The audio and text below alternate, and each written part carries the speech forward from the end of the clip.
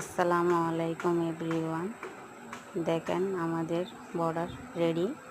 চারপাশে সুন্দর করে আমরা পেপার বিছিয়ে দিলাম, দুটা দুটা করে।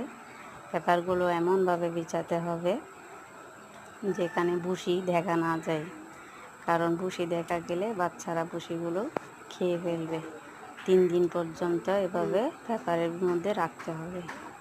সকালে এক টাইম পেপারগুলো তুলে ফেলতে হবে, বিকালে এক টাইম পেপারগুলো তুলে ফেলতে হবে। পেপারগুলো বাচ্চারা ভিজাই ফেলে, পানি ফেলে, পানি পাত্র থেকে পানি খাওয়ার সময় ভিজাই ফেলে, এবং বাচ্চাদের এই